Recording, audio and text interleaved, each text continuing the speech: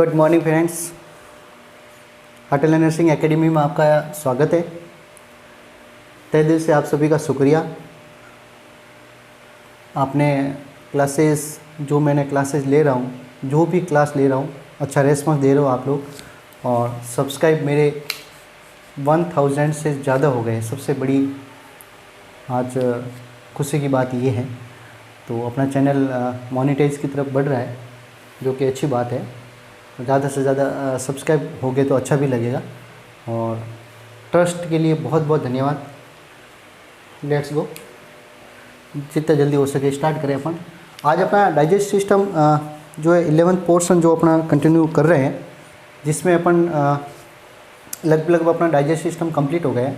अब बच्चा है अपना एक फिजियोलॉजी, और उसके बाद में एक अपन और लेगे टॉपिक जिसमें अपन एब्जॉर्प्शन कराएंगे। आलू, नमकीन, चिप्स, जो भी चावल, रोटी, जो भी ब्रेड खाएंगे ना, वो सब अपन पाचन करवाएंगे। तो डाइजेशन एंड एब्जॉर्प्शन वाला एक जो टॉपिक अपना रहे वो बाकी रहेगा अभी, एब्जॉर्प्शन है ना, एब्जॉर्प्शन ये अपना। इसके बाद में जो है क्लास वो लेंगे। उससे पहले अपन थोड़ा फिजियोलॉजी ले लेते हैं। फिजियोलॉजी और कुछ फेजेस होती है जो गैस्ट्रिक फेजेस कहते हैं अपन, वो थोड़ा उसके बारे में थोड़ा डिस्कस कर लेते हैं। और उसके बाद में अपन इस टॉपिक को विराम देंगे, क्योंकि बहुत ज़्यादा लंबा हो गया है। उसके बाद अपन वापस एमएसएन की तरफ भागेंगे। एमएसएन जरूर, वो भी ज़रूरी पोर्शन है। लेकिन मेरा ये एना फिजियो लेने का थोड़ा पर्पज़ ये था कि भी एक बार एना फिजियो थोड़ी सी अच्छे से आपको कंसेप्ट सारे क्लियर हो जाए, तो आपको एमएसएन और जो भी फॉर्मा वगैरह पढ़ने में ज़्यादा दिक्कत नहीं होनी चाहिए। इसलिए मैंने थोड़ा ये जल्दी लिया था। तो चलो अपन स्टार्ट कर लेते हैं। आज अपन बात करेंगे फिजियोलॉजी के बारे में, है ना। फिजियोलॉजी में मेनली बोलस का ब्रेकडाउन कैसे होता है वो थोड़ा बताऊंगा, और गैस्ट्रिक जूस रेगुलेशन, जिसको अपन फेजेस भी कहते हैं, फेजेस। कितने टाइप की फेज होती है, फेजेस। तो सबसे पहले डाइजेशन क्या होता है बताया था मैंने मेरे लास्ट वीडियो जो आप अगर आपने देखे हो। डाइजेशन क्या होता है? डाइजेशन होता है साहब, जो कॉम्प्लेक्स जो मॉलिक्यूल्स है, मतलब ये है कि आप जैसे कोई भी फूड जिसमें चाहे कार्बोहाइड्रेट हो, चाहे फैट हो, चाहे प्रोटीन्स हो, तो ये जो फूड आप ओरल कैविटी में पहले ले रहे हो, आप ओरल कैविटी में इंजेक्शन कर रहे हो, तो वो लेने के बाद में आप उसका डाइजेशन करते हैं। मतलब उसको जो लार्ज जो यूँ कह दो आप कॉम्प्लेक्स फूड है, कॉम्प्लेक्स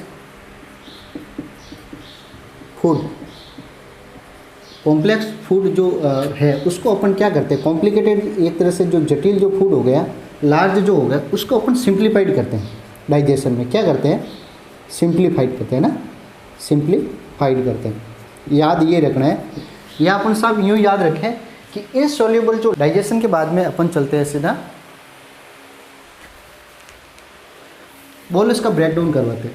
डाइजेशन की तो चलो मैंने पहले भी बताई हुई है क्या डेफिनेशन होती है। उसके बाद में अपन बोलस का ब्रेकडाउन करवाते हैं आज, बोलस ब्रेकडाउन।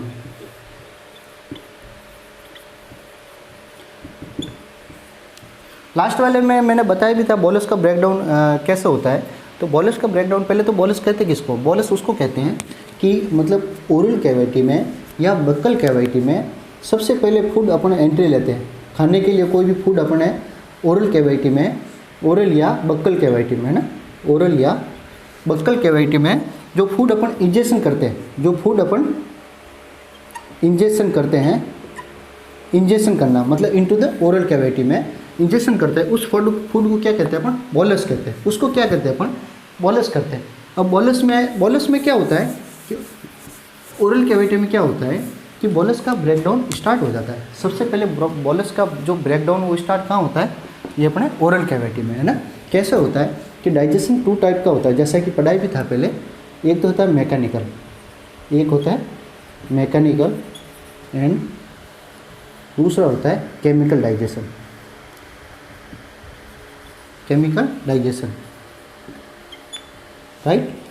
ये आपने पढ़ा भी था पीछे वाली क्लास में। मैकेनिकल से मतलब ये होता है एक मशीन की तरह, है ना, एक मशीन की तरह जो चीज़ यूज़ होती है, जैसे मशीन में क्रश करना किसी भी चीज़ को, जैसे बाई टीथ जो असेसरी अपने डाइजेस्टिव ऑर्गन है उसके थ्रू क्या करते हैं कि उसको क्रश करते हैं किसी भी चीज़ को ना, उसको अपना मैस्टिकेशन कह सकते हैं। तो मैकेनिकल मतलब मैकेनिकल डाइजेशन में क्या होता है कि किसी भी चीज़ का क्रश करना है ना, क्रश करना, आप चाहे कहो मैस्टिकेशन उसको क्या कहते हैं, मैस्टिकेशन मीन्स बाई टीथ से क्या कहते हैं, उसको ग्राइंडिंग करके उसका छोटे छोटे स्मॉल जो मॉलिक्यूल्स है उसमें ये कन्वर्ट करना, लार्ज जो मॉलिक्यूल्स है उसको कहते हैं मैकेनिकल डाइजेशन, राइट। तो क्रश करके छोटे छोटे भागों में उसको बिल्कुल ही छोटे छोटे भागों में, जैसे यूँ समझो आपकी बड़ा सा मैंने खाना लिया, एक बाइट ली के उसको क्या ग्राइंड करूँगा दांतों के बीच में मिक्स भी करूँगा, जिसमें दोनों साथ साथ चलेगा डाइजेशन, मैकेनिकल डाइजेशन भी चलेगा और केमिकल डाइजेशन भी चलेगा। मैकेनिकल डाइजेशन बाई टीथ से होगा, या टंग जिसमें असली ऑर्गन जो हेल्प करते हैं, टंग हो गई, ये अपना ये चीक हो गए, ये ओरल कैविटी जो पूरा है, क्योंकि बाई जो टंग हो गए, टंग से कभी इधर ले जाऊँगा कभी इधर ले जाऊँगा, फिर जो टीथ है वो अपना काम करेगी, मैस्टिकेशन करेगी कंटिन्यू, उसको ग्राइंड करेगी। और उसके बाद में जो जैसे एक तरह से केमिकल डाइजेशन में क्या होगा कि जो सलेवरी ग्लैंड है वो सारी एक्टिव हो जाएगी, और वो एक्टिव होकर वो अपना सलेवा जो है वो कंटिन्यू लाइपेज एमाइलेज जो है उसके साथ में कंटिन्यू है, जो ये बॉलिस के साथ में उसको मिक्स करेंगे, है ना। तो ये क्या हो गया मैकेनिकल डाइजेशन। केमिकल डाइजेशन में क्या होगा कि बाई एमाइलेज है ना, बाई एमाइलेज, जैसे यूँ समझो कि जैसे सेलेवरी जो एमाइलेज हो गया, सेलेवरी एमाइलेज के साथ में क्या होगा, च्यूड जो खाना है ना, च्यूड जो खाना है उसको सेलेवे के साथ में मिक्स हो जाएगा, उसको कहेंगे अपन केमिकल डाइजेशन, है ना। उसके बाद में क्या होगा,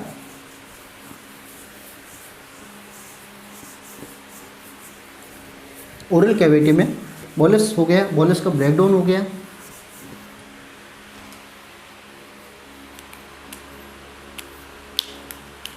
जैसे मैं थोड़ा बता देता हूँ, एक बार डायग्राम के थ्रू बता देता हूँ।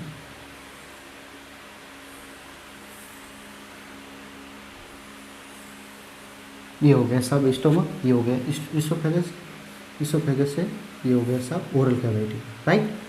उसके बाद में क्या होता है कि बक्कल कैविटी या ओरल कैविटी में फूड लिया, फूड का मैस्टिकेशन हुआ, खाना उसको अच्छे से मतलब ग्राइंडिंग किया, ग्राइंड करके इसोफेगस की तरफ जाएगा, ये इसोफेगस हो गया। तो यहाँ समझने वाली बात ये है कि मैकेनिकल डाइजेशन में बॉलस का ब्रेकडाउन में मैकेनिकल जो डाइजेशन होगा उसमें क्या होगा, ग्राइंड होगा बाई टीथ से। लेकिन केमिकल डाइजेशन में क्या होगा साहब, मैं अगर केमिकल डाइजेशन की बात करूँ, मैं फिजियोलॉजी बता रहा हूँ इसलिए एक चीज़ बताना ज़रूरी है आपको कि डाइजेशन में केमिकल डाइजेशन की बात करूँ तो साहब सलाइवा के अंदर क्या होता है, सलाइवा के अंदर क्या होता है साहब, सलाइवा कहाँ से सीक्रेट होगा, सलाइवरी ग्लैंड, है ना, सलाइवरी ग्लैंड। और सलाइवरी ग्लैंड में जैसे आपको बताया हुआ, सलाइवरी ग्लैंड से क्या होगा साहब, सलाइवरी एमाइलेज। सलाइवरी ग्लैंड्स जो होगी वो 3 टाइप्स की, जैसे आपको बताया हुआ भी है, जिसमें ये पैरोटिड ग्लैंड हो गई, सब मैंडिबल ग्लैंड हो गई, है ना, सब लिंगुअल ग्लैंड हो गई। तो ये क्या करेगी साहब, सलाइवरी ग्लैंड क्या करेगी, सलाइवरी एमाइलेज जो है वो सीक्रेट करेगी।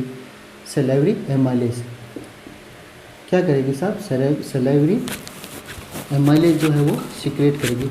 सलाइवरी एमाइलेज में क्या होता है साहब, एक एमाइलेज होता है सलाइवरी एमाइलेज में, या तो आप सलाइवरी एमाइलेज कह दो, या आप उसको कह दो अल्फ़ा एमाइलेज, या उसको कह दो अल्फ़ा एमाइलेज, राइट, या उसको कह दो अपन टाइलिन, या उसको कह दो टाइलिन।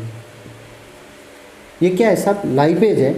ये लाइपेज क्या करेगा साहब, ये एमाइलेज जो है, ये टाइलिन जो है, सॉरी एमाइलेज है, और ये एमाइलेज क्या करेगा साहब, ये स्टार्च का ब्रेकडाउन करेगा।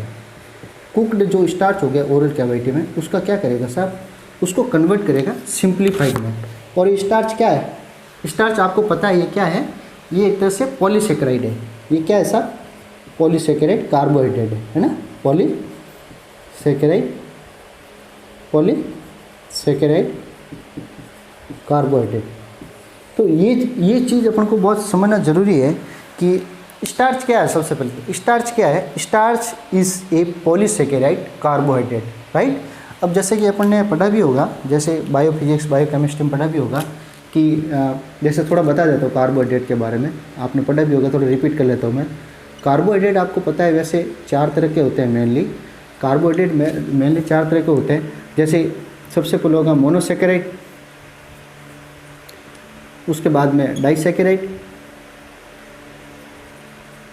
उसके बाद में पॉलीसेकेराइड, और एक होता है ओलिगोसेकेराइड। ये आपने पढ़ा है। अब मोनोसेकेराइड की अगर मैं बात करूं, कार्बोहाइड्रेट मोनोसेकेराइड की अगर बात करूं मैं, तो आपको पता है जैसे आपने ये क्या कहते हैं, ग्लूकोज जो हो गया है ना। मोनोसेकेराइड की अगर मैं बात करूँ, जैसे ग्लूकोज, ये जैसे मोनोसेकेराइड की बात करूँ मैं अगर, चलो मोनोसेकेराइड की बात करूँ तो ये एक हो गया जैसे glucose, right, galactose, glucose, galactose and fructose. Glucose, galactose and fructose, ये तीनों क्या हैं, आपको पता है कि ये जो मोनोसेकेराइड है ना, बिल्कुल सिंपल फॉर्म में जिसको अपन कहते हैं, जो एक बिल्कुल सिंपल फॉर्म में जो कार्बोहाइड्रेट है वो, जो कि पहले से डाइजेस्ट है, इसको डाइजेस्ट करने की ज़रूरत नहीं पड़ती। तो इसका सैलेवरी जो एमएलए जो होता है, जिसमें अल्फा एमएलएच कह दो, चाहे डाइजेस्टेड कह दो या टाइलिन कह दो, ये एमएलएच क्या करता है साहब, ये बिल्कुल स्टार्च जो कि एक कार्बोहाइड्रेट है उसको बिल्कुल सिंपली फॉर्म है, जो कि पॉलीसेकेराइड जो होता है, स्टार्च क्या है, पॉलीसेकेराइड है, पॉलीसेकेराइड ग्रुप का होता है, जो कि कॉम्प्लेक्स एक तरह से वो मॉलिक्यूल्स हो गया, उसको क्या करता है साहब, ये बिल्कुल ही मोनोसेकेराइड जो है उसमें कन्वर्ट करेगा। लास्ट में जाके, लास्ट में अपन आगे पढ़ेंगे तो उसमें अपन कन्वर्ट ये करेगा ये एमएलएच। तो मोनोसेकेराइड की बात करता हूँ तो मैं ग्लूकोज, गैलेक्टोज और फ्रक्टोज आ गया। और अगर मैं बात करूँ डाइसेकेराइड है ना, तो सुक्रोज, माल्टोज, आइसोमाल्टोज एंड लैक्टोज। अगर मैं बात करूँ डाइसेकेराइड की तो क्या होगा, सुक्रोज है ना, सुक्रोज हो गया, माल्टोज हो गया, आइसोमाल्टोज हो गया, आइसोमाल्टोज हो गया, सुक्रोज, माल्टोज, आइसोमाल्टोज एंड लैक्टोज ये क्या है साहब, ये है डाइसेकेराइड है ना, ये है डाइसेकेराइड, जो कि लास्ट में है ना, जो कि आइसोमाल्टोज, माल्टोज, सुक्रोज, ये सब क्या है, ये कार्बोहाइड्रेट है। और कौन से कार्बोहाइड्रेट है, डाइसेकेराइड जो कार्बोहाइड्रेट। उसके बाद में अगर मैं बात करूँ पॉलीसेकेराइड की, अगर मैं बात करूँ पॉलीसेकेराइड की, तो पॉलीसेकेराइड में क्या क्या आएगा साहब, स्टार्च आएगा, और ग्लाइकोजन, ग्लाइकोजन, जो कि आपको पता है कि ग्लूकोज से लीवर में अपन ने पढ़ा भी था, ग्लूकोज से ग्लाइकोजन में जो है लीवर स्टोर करता है ग्लूकोज को, वही ग्लाइकोजन है ना। तो वो एक तरह से ये समझो कि ग्लाइकोजन में स्टोर होता है, तो वो क्या होता है, पॉलीसेकेराइड, जिसको वापस है वो कन्वर्ट करता है जब ज़रूरत पड़ती है बॉडी को ग्लूकोज की, तो ग्लाइकोजन से वापस ग्लूकोज से कन्वर्ट करता है ना, बिल्कुल सिंपल फॉर्म में कन्वर्ट करके फिर दे देता है वापस लीवर। लाता है तब मेहनत करता है और वापस देता है तब बॉडी को मेहनत करता है लीवर, है ना। तो ये आपने जैसे पढ़ा है, स्टार्च है जो पॉलीसेकेराइड है, वो पॉलीसेकेराइड से बिल्कुल ही मोनोसेकेराइड में लास्ट में जाके फिलहाल तो डाइसेकेराइड में कन्वर्ट करेगा। तो इसकी इक्वेशन की अगर बात करें, ये थोड़ा हटा देता हूँ बीच में, क्या थोड़ा लिखने में स्पेस कम हो रहा है। स्टार्च की अगर बात करूँ मैं, तो ये क्या करता है साहब, स्टार्च जो कि पॉलीसेकेराइड कार्बोहाइड्रेट है, स्टार्च में फिर बदलेगा, ये किस में बदलेगा साहब, maltose plus isomaltose plus limit dextrin.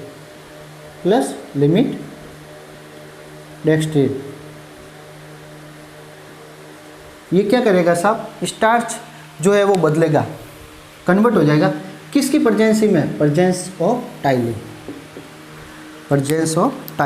Ptyalin की जो प्रेजेंसी में, जो कि सैलिवरी जो एमाइलेज होता है, सैलिवरी ग्लैंड से जो सीक्रेट होता है सैलिवरी जूस, उसमें ये प्रेजेंट होता है। यहाँ तक कंप्लीट हो जाना चाहिए आपका। टाइलिन कहो चाहे अल्फा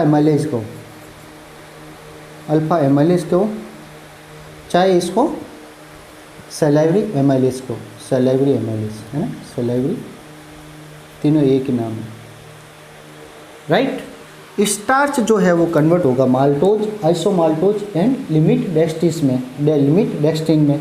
किसकी प्रेजेंसी में?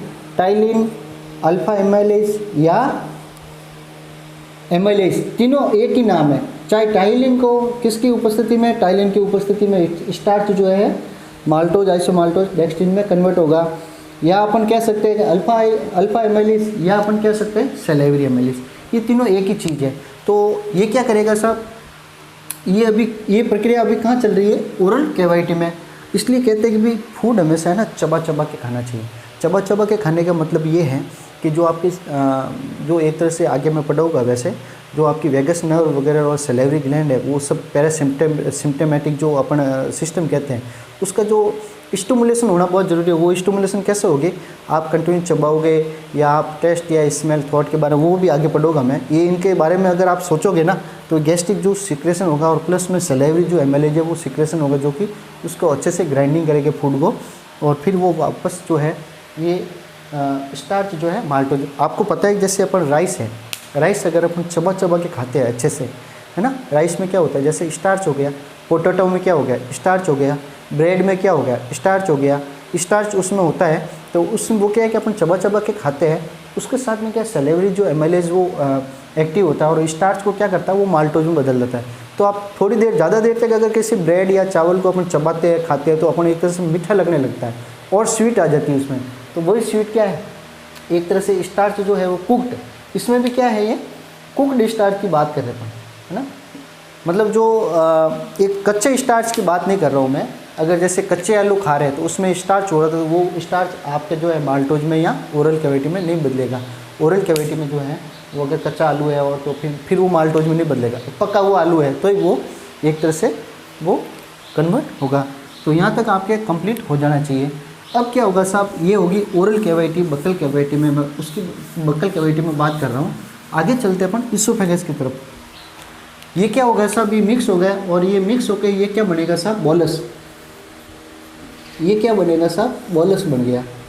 अब बॉलस जाएगा इसोफेगस में, है ना। उसको सॉल्व करेंगे, सॉल्व उसको निकलेंगे तो सॉल्विंग करने के बाद में जाएगा इसोफेगस में, ठीक। अब इसोफेगस में क्या होगा साहब? इसोफेगस में एक तरह से आप यूँ समझो, इसोफेगस में कोई भी डाइजेस्टिव एंजाइम या एमाइलेज एंजाइम कोई भी प्रेजेंट नहीं होता। नंबर 1 ये याद रखना है। अगर क्वेश्चन आ जाए कि इसोफेगस में कौन सा डाइजेस्टिव एंजाइम होता है तो आपको कहना है कि साहब इसोफेगस में कोई भी डाइजेस्टिव एंजाइम नहीं सीक्रेट होता है, नहीं पाया जाता है। डाइजेस्टिव एंजाइम नहीं पाया जाता है, याद रहेगी बात। डाइजेस्टिव एंजाइम नहीं पाया जाता है। तो सर अगर डाइजेस्टिव एंजाइम नहीं पाया जाता है तो क्या डाइजेशन नहीं होगा? बिल्कुल होगा, डाइजेशन होगा। कैसे होगा कि भाई जो अपन ओरल कैविटी में जो अपन बॉलस जो अपन ने उसको च्यू कर दिया, अच्छे से मैस्टिकेशन कर दिया, उसका ग्राइंडिंग करके सलेवा के साथ उसको मिक्स कर दिया, उसको बॉलस बना दिया। बॉलस बनाने के बाद अपन ने सॉल्व किया, उसको निगल लिया तो वो बाइट जो फूड अपन निगल लिया इसोफेगस की तरफ जा तो रहा है। अगर डाइजेस्टिव एंजाइम इसोफेगस में नहीं है तो क्या हुआ, मतलब जो फूड अपन सलेवा उसके साथ में टाइलिन वगैरह स्टार्च जो है, ये टाइलिन है, स्टार्च तो फूड के साथ में जा ही रहा है, लेकिन जो टाइलिन है जो मिक्स हुआ है वो तो उसके साथ जा ही रहा है बॉलस में, तो उसकी तो जो वो रिएक्शन वो कंटिन्यू रहेगी। तो टाइलिन जो है वो भी इसोफेगस के साथ में जा रहा है, तो स्टार्च और टाइलिन दोनों वहाँ पे भी तो साथ में जा रहे हैं। इसोफेगस में डाइजेस्टिव एंजाइम कोई भी नहीं होता, लेकिन डाइजेशन उसमें कंटिन्यू रहता है, याद रखना। डाइजेशन उसमें कंटिन्यू रहता है। आपको ये चीज़ याद करनी है। उसके बाद में साहब इसोफेगस जो है कहाँ पहुँच गया? स्टोमक में। इसोफेगस से फिर कहाँ पहुँच गया? इसोफेगस से साहब बॉलस जो है, जो बॉलस है वो कहाँ पहुँच गया साहब? स्टोमक में।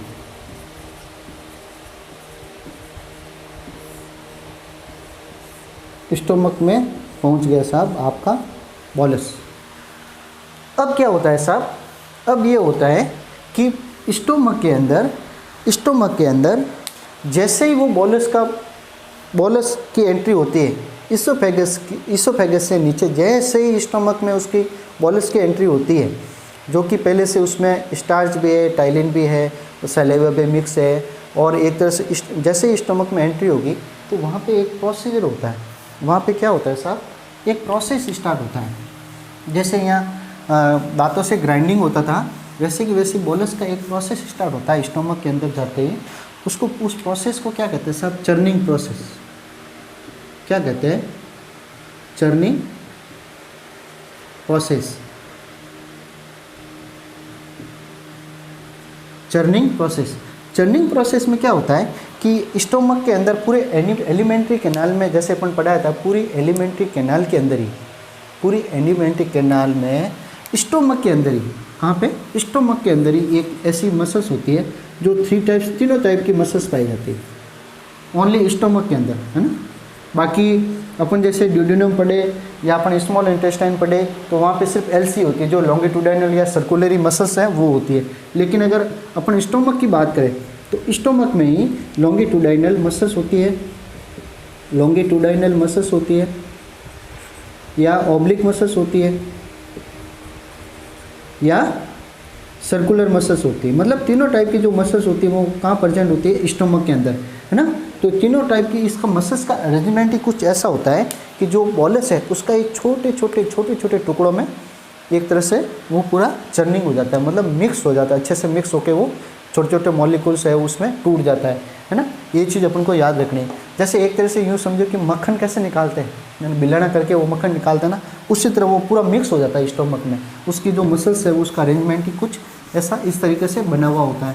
तो ये एक तरह से वो हो गया सब पूरा चर्निंग प्रोसेस होकर उसको कंप्लीट क्या कर दिया। तो इसमें स्टोमक में फिर क्या होगी, स्टोमक के अंदर क्या होगी साहब, दो तरह की जो मतलब एक तरह से दो तरह से प्रोसेस होगा। यहाँ पे भी एक तो मैकेनिकल हो गया, राइट, और एक डाइजेशन, एक मैकेनिकल डाइजेशन हो गया और एक केमिकल डाइजेशन हो गया। मैकेनिकल डाइजेशन अगर अपन बात करें चर्निंग प्रोसेस की, है ना, चर्निंग प्रोसेस की, जो कि कहाँ होता है, स्टोमक के अंदर। चर्निंग प्रोसेस होगा मैकेनिकल में और केमिकल में हो गया। आप यूँ समझो कि अभी गैस्ट्रिक जूस आने वाला है, अभी गैस्ट्रिक जूस है वो आने वाला है, ठीक है, राइट है। यहाँ तक चर्निंग प्रोसेस होने के बाद में, चर्निंग प्रोसेस होने के बाद में आपको जैसे कि पता होगा कि स्टोमक से बाहर निकलते ही, स्टोमक से बाहर निकल के जैसे ड्यूडेनम में उसकी एंट्री होती है ना, ड्यूडेनम में जैसे ही उसकी फूड की एंट्री होती है, उससे पहले क्या होता है कि जो बॉलस है, अभी भी बॉलस है स्टोमक में, वो एक तरह से काइम में कन्वर्ट हो जाता है। वो एक तरह से क्या है, bolus convert into chyme when the entry in duodenum, है ना। तो ये जो बॉलस है, बॉलस क्या होगा, वो बॉलस क्या होगा, स्टोमक तक बॉलस रहता है और जैसे ही ड्यूडेनम में उसकी एंट्री हो जाती है उस समय क्या हो जाता है साहब, इसको क्या कहते हैं अपन, काइम कहते हैं। और काइम में क्या होता है कि ये एक तरह से एसिडिक फॉर्म में होता है। कब, स्टोमक के अंदर, ये एक तरह से स्टोमक के अंदर एक तरह से वो एसिडिक फॉर्म में हो गया, है ना। स्टोमक के अंदर एक तरह से एसिडिक फॉर्म में हो गया। एसिडिक फॉर्म में क्या हो गया, क्योंकि आपको पता है कि मैंने मिकोसिंग भी पढ़ाया था, मैं बार बार रिपीट करूँगा, उससे वीडियो लंबा भी हो जाएगा और मेरे बच्चे बोर भी हो जाएगा, लेकिन थोड़ा सा मैं शॉर्ट में बता देता हूँ। जैसे मिकोसिंग अगर अपन ट्रिक से याद करें तो स्टोमक के अंदर बहुत सारी जो सेल्स होती है जिसमें म्यूकस एन सेल, नेक सेल जिसको अपन कहते हैं, है ना, म्यूकस का सिक्रेशन करेगी। एंटेरो एंडोक्राइनल जो सेल्स होगी वो हार्मोन सिक्रेट करेगी। और chief cell, zymogen cell, pepsinogen cell या पेप्टिक सेल जिसको अपन कहते हैं वो करेगी अपन, ये क्या करेगी साहब, ये पूरा एक तरह से ये करेगी साहब, एचसीएल सिक्रेशन करेगी और एचसीएल सिक्रेशन करेगी और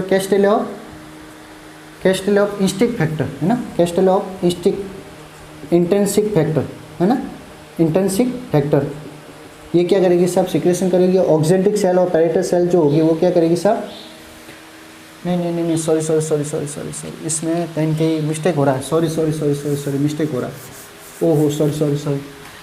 चीफ सेल क्या करेगी साहब, chief cell, zymogen cell, pepsinogen cell, ये क्या करेगी साहब, इनएक्टिव फॉर्म में पेप्सिनोजन जो है वो सिक्रेट करेगी, जो कि आगे काम आएगा। उसके बाद में ऑक्जेंटिक या पैरेटल सेल होगी वो HCl plus Castle of intrinsic factor जो है वो सिक्रेट करेगी, है ना। ये तो मैं ये इसलिए बता रहा हूँ कि इसमें से जो HCl है जो कि ऑक्जेंटिक या पैरेटल सेल सिक्रेट करता है, HCl जो है, HCl क्या करेगा साहब, HCl करेगा जो काइम है, एक तो काइम को जो है वो बना देगा, बिल्कुल एसिडिक फॉर्म में बना देगा, क्यों HCl स्टोमक में ज़्यादा रहता है, एक तो एसिडिक फॉर्म में बना देगा, उसके साथ में एसिडिक फॉर्म में बना देगा, उसके साथ में क्या करेगा साहब, ये और भी जो पेप्सिनोजन जो इनएक्टिव फॉर्म में होता है उसको पेप्सिनोजन से पेप्सिन में कन्वर्ट करने के लिए अपन को HCl की प्रेजेंसी होना बहुत ज़रूरी है।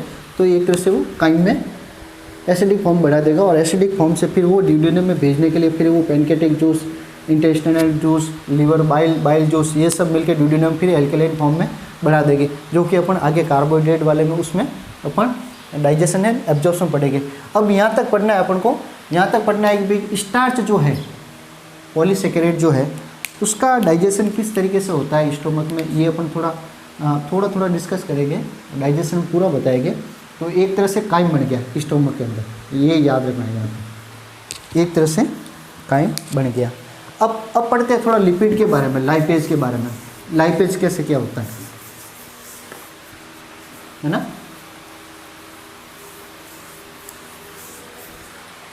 अब लाइपेज पढ़ने के लिए मैं शॉर्ट में थोड़ा बता देता हूँ, वीडियो लंबा नहीं हो ज़्यादा।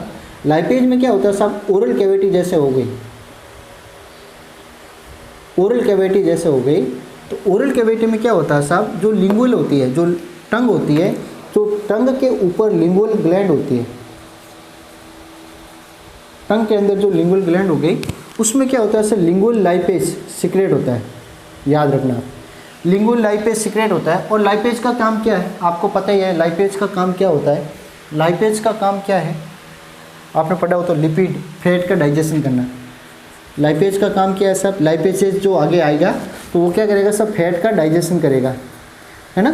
तो वही बता रहा हूँ, पहले तो कार्बोहाइड्रेट, अब फैट के बारे में मैं थोड़ा पढ़ लेता हूँ। तो लिंगुअल लाइपेज होता है, जिसको अपन लिंगुअल लाइपेज होता है, जो कि लिंगुअल्स के ऊपर जो ग्लैंड होती है, तो ये क्या करेगी साहब, ये एक तरह से जो अपने ये लाइपेज होगा, है ना, एंजाइम्स होगा, वो सिक्रेट करेगी। और वो भी बोलस के साथ में फूड जो खाया है, स्टार्च, सैलिवरी एमिलेज, और उसके साथ में लिंगुअल जो लाइपेज है, ये भी एक तरह से ये इसके साथ में मिक्स हो जाएगा। लेकिन याद रखने वाली बात यहाँ पे ये है कि बक्कल कैविटी या ओरल कैविटी में फैट का डाइजेशन नहीं होता।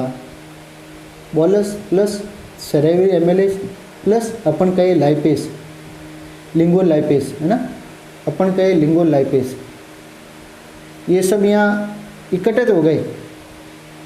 अब सैलिवरी एमिलेज के साथ में स्टार्च जो है वो माल्टोज में बदल जाएगा, ओरल कैविटी में, मतलब उसका डाइजेशन स्टार्ट हो जाएगा स्टार्च का। लेकिन याद रखने वाली बात ये है कि लिपिड को चाहे फैट का डाइजेशन है जो ओरल कैविटी में कभी भी स्टार्ट नहीं होगा, वो इसके साथ बोलस के साथ मिक्स होकर स्टोमक में जाएगा।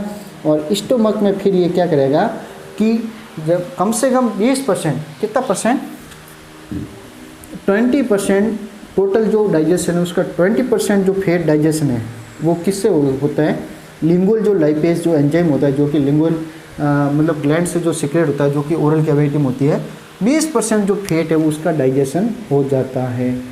याद रखना दोस्तों, है ना, ये स्टोमक में होता है, न कि इसोफेगस और ओरल कैविटी में नहीं होता है, इसोफेगस में होता है। फिर ये स्टोमक में आता है, वहाँ पे डाइजेशन स्टार्ट होता है। फिर ये क्या करेगा साहब, ड्यूडेनम में चला जाएगा। फिर ये क्या करेगा, वहाँ पे भी काइम जो है वो ड्यूडेनम में चला जाएगा। और प्रोटीन के बाद में तो अपन बात करेंगे डाइजेशन के में, जिसमें ओरल कैविटी में प्रोटीन से कोई नहीं है, वहाँ पे डायरेक्ट अपन ड्यूडेनम में जाएंगे। स्टोमक में भी, इवन स्टोमक में इसका डाइजेशन जो है वहाँ पे स्टोमक में इसका डाइजेशन स्टार्ट होता है। और मतलब एक तरह से स्मॉल इंटेस्टाइन में जो ये अपने प्रोटीएजेस वगैरह वो होता है, तो उसमें डाइजेशन वहाँ स्टार्ट हो जाएगा। अब अपन पढ़ेंगे साहब फेजेस के बारे में। अब पढ़ेंगे अपन फेज़ के बारे में, गैस्ट्रिक फेज़ कितनी टाइप की होती है और कौन कौन सी होती है और किस तरीके की होती है। तो अपन फेज़ की अगर बात करें, गैस्ट्रिक जूस रेगुलेशन की में अगर अपन बात करें कौन कौन सी फेज है, तो वो थोड़ा पढ़ लेते हैं उसके बारे में। तो सबसे पहले अपन 3 टाइप्स की फेज होती है, 3 टाइप्स की फेज होगी। सबसे पहले अपन बात करें सिफेलिक की, सिफेलिक फेज। सबसे पहले अपन बात करें सिपिलिक फेज, राइट। उसके बाद में गैस्ट्रिक फेज जो कि स्टोमक से रिलेटेड है, और थर्ड वन इंटेस्टाइनल फेज जो कि स्मॉल इंटेस्टाइन से रिलेटेड है, इंटेस्टाइनल फेज। 3 टाइप्स की फेज है। अगर आ जाए जैसे कि सिपिलिक फेज कौन सी होती है, गैस्ट्रिक फेज कौन सी होती है, इंटेस्टाइनल फेज कौन सी होती है, उसके बारे में थोड़ा पढ़ना ज़रूरी है। अब जैसे कि एक बात बता देता हूँ मैं आपको कि सिपिलिक फेज में क्या होगा। सिपिलिक फेज में ये होता है कि अपना जो ब्रेन है, ये भी एक तरह से ब्रेन में जो सिंपैथेटिक और पैरासिम्पैथेटिक जो नर्वस सिस्टम जो होता है, तो उसमें से जो सिंपैथेटिक जो नर्वस सिस्टम हो गया, वो क्या करेगा, इसमें एक तरह से डाइजेस्ट सिस्टम है, वो एक तरह से क्या करेगा, वो स्टिमुलेट होगा। पैरासिम्पैथेटिक है ना, पैरासिम्पैथेटिक सिस्टम, ये क्या करेगा साहब, एकदम से एक्टिव हो जाता है किसी भी बात को लेके जो कि थॉट है। तो इसमें सबसे पहले क्या होगा कि अगर जैसे अब आपके सामने गुलाब जामुन रख दिए, गुलाब जामुन जैसे शादी में जा रहे हैं अपन, सबसे पहले इनवाइट कार्ड आया और पता चला कि भाई अरे यार कल तो फ्रेंड की शादी है, वहाँ जाना है रिसेप्शन में, है ना। तो अपन बैठे बैठे कई बार सोचते हैं कि अरे यार वहाँ तो गुलाब जामुन भी हो गए, ये हो गया। उस समय आपके अगर मुंह में पानी आ गया, मतलब आपका पैरासिम्पैथेटिक जो नर्व सिस्टम है वो पूरा का पूरा एक्टिव हो गया, वेगस नर्व जो है वो पूरी की पूरी आपकी एक्टिव हो गई है। तो कहने का मतलब ये है कि रास्ते में जा रहे हो आप, पानी पूरी देख ली आपने, पानी पूरी अगर आप जैसे बाइक है आपके पास, और बाइक अगर आपने रोक के पानी पूरी देख लिया, यार खा तो लेते हैं, अब भीड़ भी ज़्यादा है वहाँ, लेकिन आपको पानी पूरी भी खाना है। अब देखा यार भीड़ ज़्यादा है, पानी पूरी भी खाना, लेकिन आप खड़े खड़े मुंह में पानी एक बार ज़रूर आ जाएगा, क्योंकि आपका जो पैरासिम्पैथेटिक जो एक्शन है वो स्टार्ट हो गया है, प्लस आपका जो गैस्ट्रिक जो रेस्पॉन्स है, गैस्ट्रिक जूस का जो रेस्पॉन्स है वो भी एक्टिव हो गया पैरासिम्पैथेटिक सिस्टम की वजह से, है ना। तो अपना कहने का मतलब ये है कि अगर किसी को जैसे साइट, मतलब अगर अपन किसी को देखते हैं फूड को, अगर किसी फूड को देखते हैं या साइट मतलब उसको देखते हैं, है ना, साइट, या फिर इसमें अगर खुशबू भी आ जाए किसी चीज़ की, है ना, या अपन कह दे टेस्ट, खाना बहुत टेस्टी बना है, खाने के बाद अगर टेस्ट अपना टेस्ट भी आ जाए, या अपन थॉट या अपन सोच भी ले उस खाने के बारे में, या अपन खाने के बारे में सोच भी ले कि आज मेरे को वहाँ जाना है उस शादी समारोह में और ये चीज़ें मेरे को खानी है। तो इसमें क्या होता है साहब कि इसकी वजह से जो अपना इसकी वजह से क्या होगा साहब कि अपने स्टोमक जो है रेस्पॉन्स कर देता है, पैरासिम्पैथेटिक जो सिस्टम है वो अपना एक्टिव हो जाएगा, और वहाँ से वेगस नर्व जो है वो भी एक्टिव हो जाएगी। तो टोटल जो सिक्रेशन, गैस्ट्रिक जूस का जो सिक्रेशन है वो 20%, कितना सिक्रेशन, अपन ने निगला भी नहीं है खाना, अभी तक तो मुंह तक पहुंचा भी नहीं है, अपन सिर्फ सोचा, अपन ने सोचा, या मिठाई की दुकान के आगे से निकलते तो अपन ने सिर्फ सोचा, अपन ने सिर्फ देखा, अपन ने सिर्फ वहाँ मिर्ची बड़े बन रहे, अपन को सिर्फ स्मेल आई, है ना। तो स्मेल आई, अपने मतलब सिर्फ स्मेल लिए, या अपने सोचा है कि मिर्ची बड़े बहुत टेस्टी हो गया यार, गरम गरम निकल रहा है सर्दी के टाइम में, तो अपने मुंह में क्या पानी आ गया, है ना। जैसा कि अभी आपके मुंह में पानी आ रहा है, आप किसी को मतलब कोई शॉप वगैरह के बारे में सोच के, इस तरीके की जो एक्टिविटी होती है उसमें क्या है कि उसको क्या कहेंगे अपन, सिपिलिक फेज, उसको क्या कहेंगे अपन, सिपिलिक फेज। मतलब खाना अपने मुंह के अंदर मतलब पूरा निगला भी नहीं है ना, मुंह के अंदर तक भी नहीं पहुंचा, और अपना एकदम से मतलब गैस्ट्रिक जूस जिसके अपने स्टोमक में भी एक तरह से वो HCl वगैरह उसकी भी गैस्ट्रिक जो है वो जूस वगैरह वो बनने लग जाता है, सिक्रेट हो जाता है। तो अपन क्या करते हैं, कई बार जैसे भूख ज़्यादा लगी, बहुत तेज़ भूख लगी, है ना, किसी के मतलब को खाने के बारे में सोच लिया, भूख लगी, अब भूख लगी तो पता है आपको, जैसे अपन कई बार खाना नहीं खा पाते काम बर्डन की वजह से या और कोई वजह से, तो उसमें क्या हो गया, HCl तो सिक्रेशन हो गया, लेकिन अब उसको दबाए कैसे, HCl सिक्रेट हो गया तो कंटिन्यू क्रोनिक अगर HCl सिक्रेशन होता है एम्प्टी स्टोमक, तो वो भी अपने लिए बहुत घातक है। तो आपको जब भूख लगे ना ज़्यादा, तो कुछ ना कुछ खा लेना चाहिए, है ना, नहीं तो आपका जो HCl कंटिन्यू सिक्रेट होता रहेगा, और HCl ज़्यादा सिक्रेट होगा तो फिर एक तरह से वो गैस्ट्रिक अल्सर भी कर लेते हैं, है ना। तो ये चीज़ आपको, क्योंकि अगर खाली पेट होगा फिर डुडेनल अल्सर भी हो गए, क्योंकि वो HCl है वो सिक्रेट होगा, कंटिन्यू सिक्रेट होता रहेगा, आप भूख के बारे में सोचोगे, खाओगे नहीं, भूख के बारे में सोचोगे, तो HCl जो है वो सप्रेस नहीं होता, फिर आपके वो ड्यूडेनल है, गैस्ट्रिक है, वो अल्सर हो जाएगा। इसलिए अपन को जब भूख लगे तो कुछ ना कुछ खा लेना चाहिए, कभी भी खाली पेट नहीं रहना चाहिए। तो अब चलो वापस टॉपिक पे चलते हैं। तो सिपिलिक फेज में क्या होता है, 20% जो पहले भी वो गैस्ट्रिक जूस है वो सीक्रेट हो जाता है। उसके बाद में क्या होता है, उसके बाद में क्या होता है कि आपने जैसे बाइट खा लिया, खाना खा लिया और आप निगलते हो, सेकेंड जो फेज हो गई वो गैस्ट्रिक फेज हो गई। आपने खाना निगल लिया, अब ओरल कैविटी से आपने नीचे खाना निगल लिया है ना, इसोफेगस में डाल दिया आपने, ओरल कैविटी या बक्कल कैविटी से खाना जो स्वेल कर लिया आपने, सोलली है ना, खाना आपने निगल लिया, तो वहाँ से जो है वो गैस्ट्रिक जो फेज स्टार्ट हो जाती है, क्योंकि गैस्ट्रिक में पहुँचने वाला है और वहाँ से लगा के ड्यूडेनम में जावे, जब तक गैस्ट्रिक में वो खाना पड़ा रहे, उसको कहते हैं अपन गैस्ट्रिक फेज। उसमें क्या होगा, आपका 50% से 60% जो है गैस्ट्रिक सिक्रेशन होते हैं। गैस्ट्रिक जूस के सिक्रेशन जो है वो 50 से 60% जो होते हैं। ये इसकी कहानी है। और आपको पता ही है कि जैसे गैस्ट्रिक फेज में जाएगा तो गैस्ट्रिक जूस में क्या होगा साहब, HCl सीक्रेट होगा, HCl सीक्रेट होगा और HCl का प्रोडक्शन भी बढ़ेगा। तो वो HCl का प्रोडक्शन कौन करता है, अपनी अभी जस्ट पीछे पढ़ा था, पैराइटल सेल या ऑक्जेंटिक सेल है ना, पैराइटल सेल्स या ऑक्जेंटिक सेल, उसके थ्रू जो है वो HCl का सिक्रेशन होता है। तो ये गैस्ट्रिक फेज में और भी ज़्यादा हो जाएगा HCl का सिक्रेशन। और